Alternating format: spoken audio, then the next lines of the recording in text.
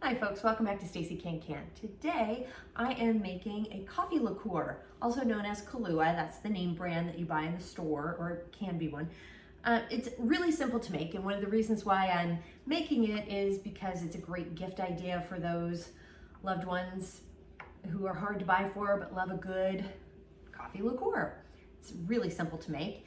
This calls for 12 cups of really strong dark brewed coffee. So you want to make a strong cup of coffee. Like I use probably 3/4 of a cup of coffee beans in my, it's a 12 cup or 10 or 12 cup coffee maker. And we normally do a half cup.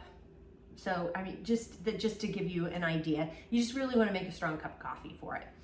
You need 2 pounds of light brown sugar, 1/3 of a cup of vanilla extract, and a whole bottle of Everclear. And you really do want 190 proof grain alcohol for this. And it's preferably Everclear. You can use Everclear 151 or 120. You can also use, I've seen recipes for rum and for vodka, which is 80 proof. But the problem with those is you're gonna need to check the recipes on shelf stability. Those, I think you would have to store in the refrigerator because there's just not enough alcohol or sugar content in there and it gets moldy sitting on a shelf.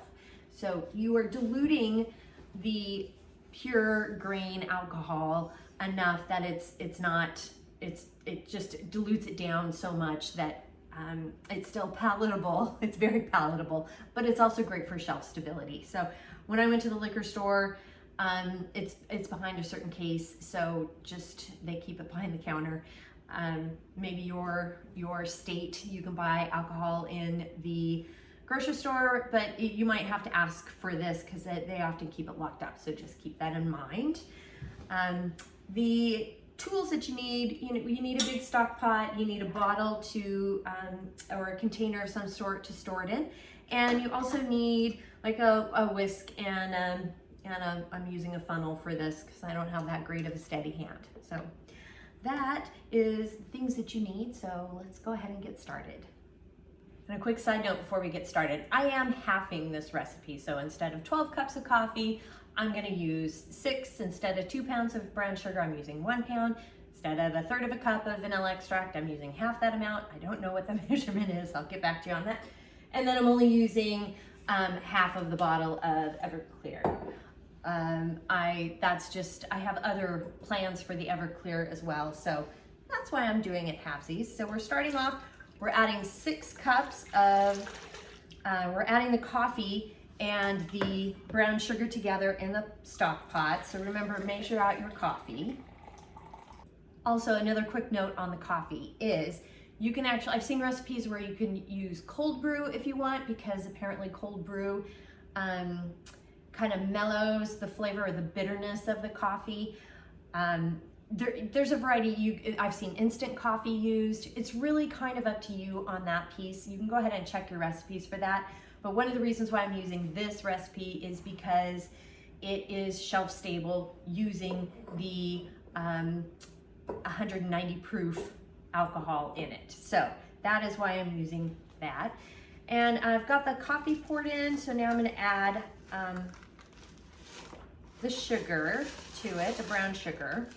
And this called for light brown sugar, which is what I have. It says golden brown, but light brown sugar, which is kind of what you can use a darker brown sugar. It's just gonna be a little more molassy. I think the lighter brown sugar will probably smooth that out a little bit, especially with the coffee being bitter. I think, sometimes the molasses can be a little rich with it, but it's really up to you on that piece too. I'm just sticking with the recipe. You can also use actually regular sugar with this too. I've seen other recipes with regular sugar, but I do see a lot more with the brown sugar.